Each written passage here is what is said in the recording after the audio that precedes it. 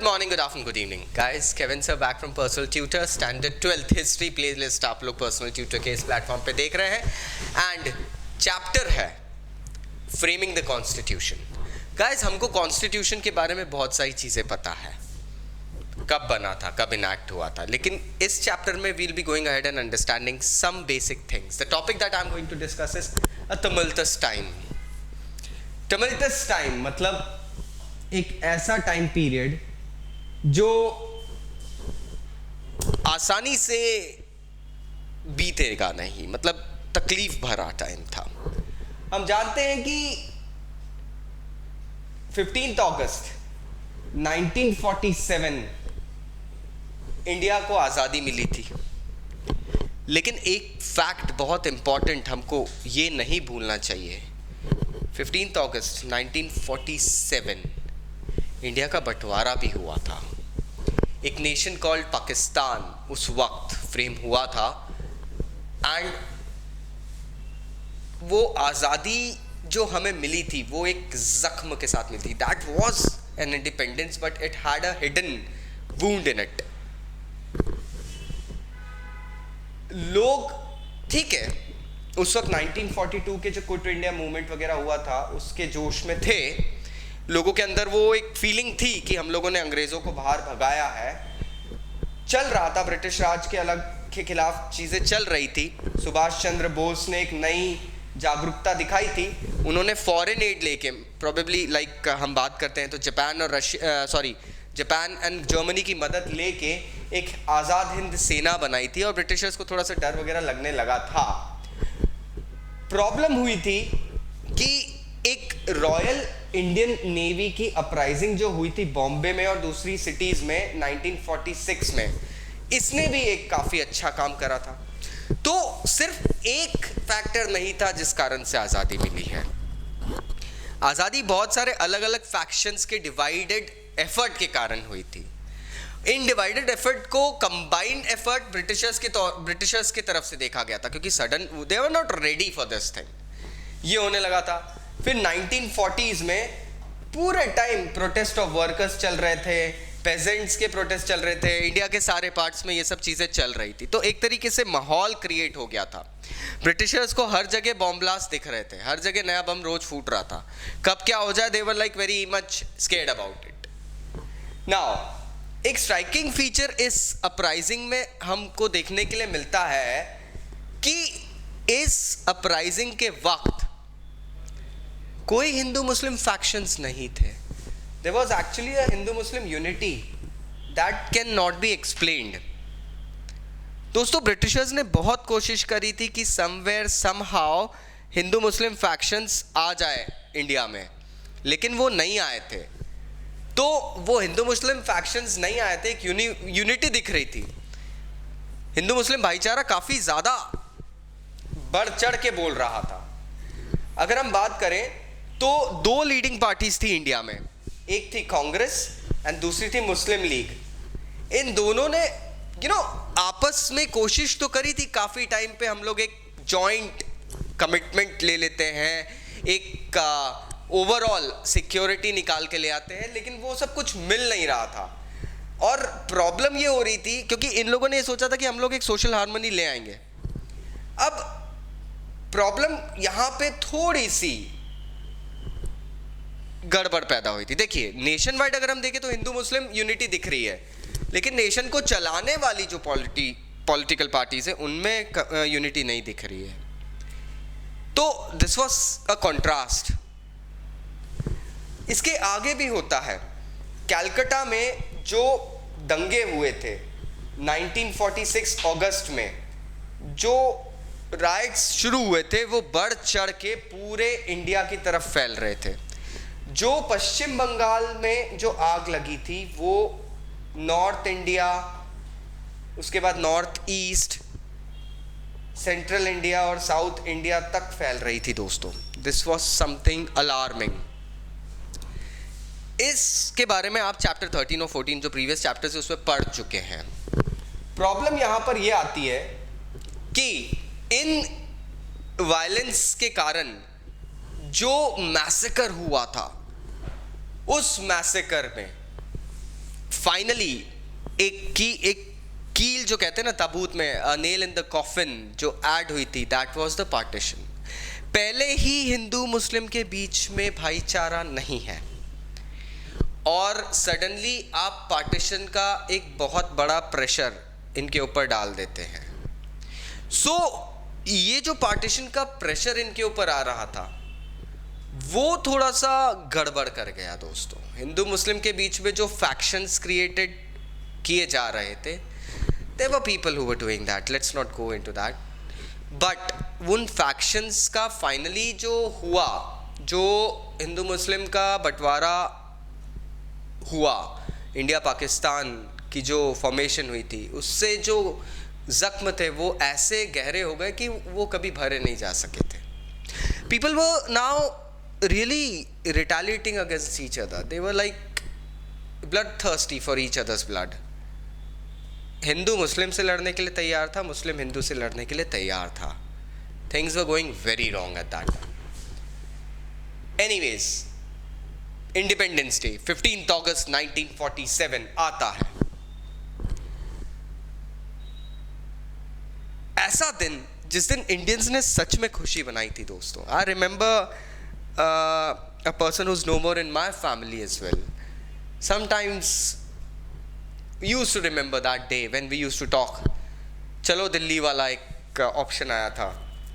They used to get all the beautiful things, lovely things done out there. मतलब आज़ादी मिल रही है, जश्न आज़ादी बनाना है, people are going to celebrate it, चलो सेलिब्रेट करने चलो। दिल्ली लाल किले से भाषण सुनने चलो, Jawaharlal Nehru the prime minister, Rajendra Prasad the president, these people are going to celebrate it and we are going to get a beautiful thing. वो मेमोरी लोगों के जहन में है, लेकिन प्रॉब्लम यहाँ पर एक और थी। उसके साथ साथ एक और मेमोरी थी जो काफ़ी बड़ा सेक्टर हमारी इंडियन सोसाइटी का फॉरगेट नहीं कर पा रहा था। It was unforgettable for them. That was the brutality of the partition. Previous chapter इसका बहुत ज़्यादा पेन्स टेकिंग है, आप प्लेलिस्ट में चेक कर सकते हैं। सो समझ में आया है। प्रॉबेबली पार्टीशन के वक्त वो आपके टॉपिक में से स्किप कर दिया गया है इस साल टर्म 2 में, but it is there in usually both terms. हुआ ये था कि बंटवारे का दर्द सिर्फ वही पर्सन समझ पा रहा था जो उसके थ्रू गया था, who had been through it. It was a second holocaust. I call it a holocaust with my students in my discussions. एक हॉलोकॉस्ट आप जर्मन हॉलोकॉस्ट की बात कर सकते हो against the Nazis. I call it another form of holocaust जो बंटवारे के टाइम हुआ था। इंसान के खून के लिए पागल हो रहा था। दे weren't looking away towards gender, child, age, no. बच्चा, बूढ़ा, जवान, महिला, everybody was being cut. So things were not right. Problem ये थे, इंडिया में बहुत सारे मुस्लिम्स थे जो अपने आप को इनसिक्योर फील कर रहे थे, और बहुत सारे हिंदू और सिख उस वक्त पाकिस्तान में थे जो अपने आप को इनसिक्योर फील कर रहे थे। और ये जो थ्रेट ये लोग फेस कर रहे थे कि हम कभी भी मर सकते हैं, हमारी लाइफ का अब कोई एक फिक्स्ड मोटिव नहीं रहा है। मोटिव मतलब हम क्यों जी रहे हैं, कोई एक सिक्योरिटी नहीं है। That was very much relived now. People were living through that threat. Refugees का एक और प्रॉब्लम चल रहा था, शरणार्थी। हजारों लाखों की संख्या में शरणार्थी एक जगह से दूसरी जगह आ रहे थे।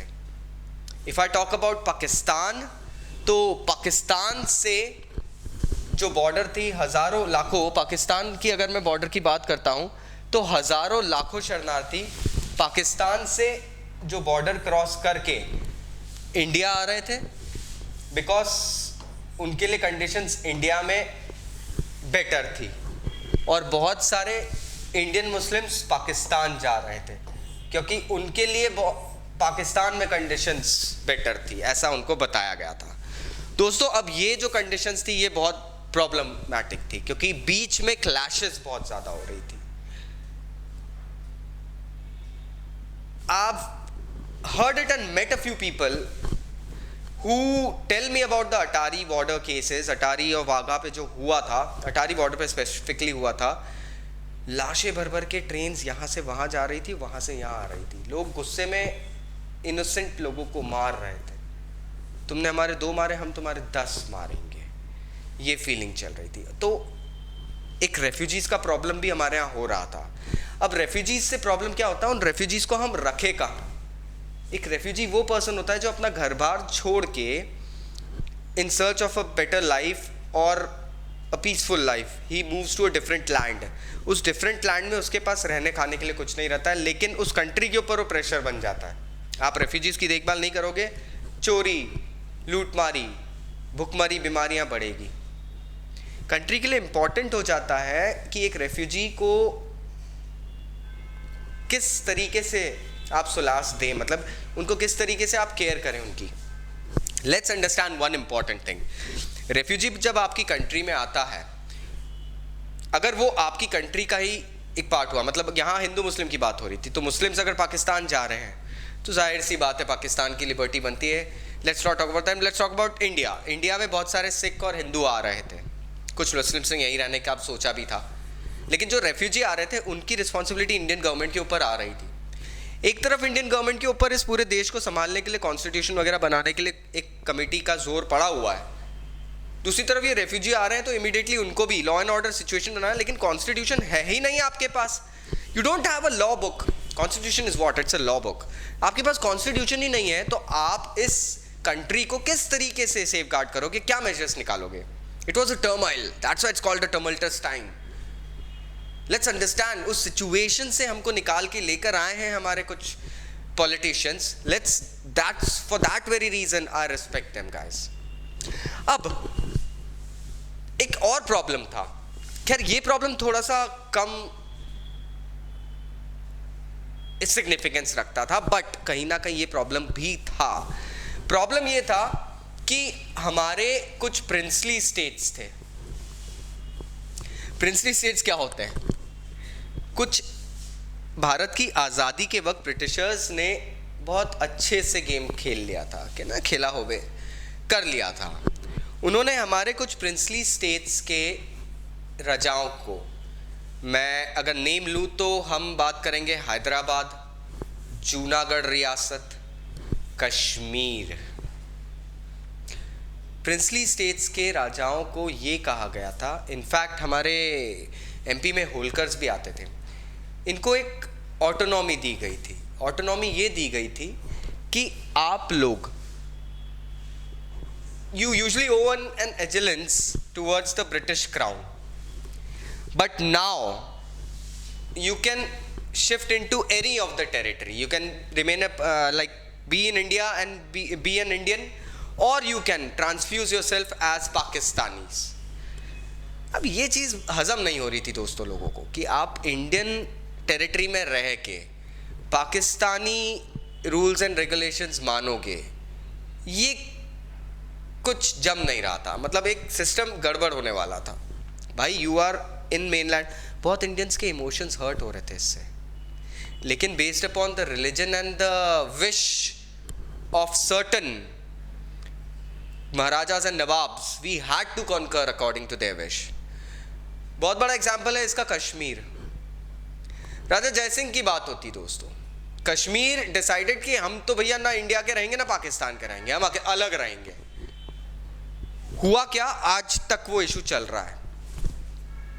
इसके पीछे एक बहुत छोटी सी कहानी होती है। Kashmir had decided that I will remain N autonomous region, मैं खुद रहूंगा, जैसे स्विट्जरलैंड हम बात करते हैं, वो ना ऑस्ट्रिया का पार्ट है ना इटली का part, it wanted to remain on its own.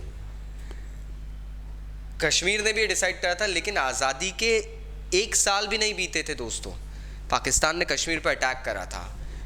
हमारे पास भागे भागे आए थे मैसेजेस कि हमें बचाओ, लेकिन हम उस वक्त उसे बचा नहीं सकते थे, क्योंकि according to United Nations policy हम लोग एक दूसरी कंट्री को किस तरीके से रोके जो हमारे रीजन में नहीं है। वो अटैक जो हो रहा है वो कश्मीर पे पाकिस्तान का हो रहा है। इमीडिएटली कश्मीर ने एनेक्सेशन, लेटर ऑफ एनेक्सेशन जिसे कहते हैं, वो साइन करा था।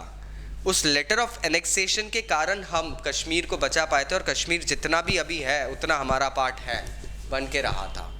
लेकिन इस चीज़ को तब से लेके अभी तक पाकिस्तान चुनौती देते आया है. It has been debating it in United Nations since a long time. Now Lahore pact हुआ, शिमला एग्रीमेंट हुआ, but it all went into shit. हुआ ये था कि ये जितने भी प्रिंसली स्टेट्स थे, इन्होंने डिसाइड करा हम तो एम्बिगियस रहेंगे, हम लोग अपने ही इसमें कंटेम्प्रेरी रहेंगे. अब प्रॉब्लम ये होने लगी क्योंकि हुआ ये था कि बहुत सारे किंग्स एंड क्वींस को अब ये लगने लगा था कि हम लोग अब खुद अपने कंट्री के रूलर्स बन जाएंगे, हमारी भी कंट्रीज बन जाएगी. तो ये ड्रीम वो लोग देखने लग गए थे. गड़बड़ यहां हो रही थी. हम एक देश बनाने की सोच रहे हैं, आप यहां पर कुछ ऐसा सोच रहे हो जो कि इस देश को बनने ही नहीं देगा. ये पूरा जो बैकग्राउंड था ना, ये कॉन्स्टिट्यूएंट असेंबली के सामने रख दिया गया था. लीजिए साहब, ये देश है आपके पास में.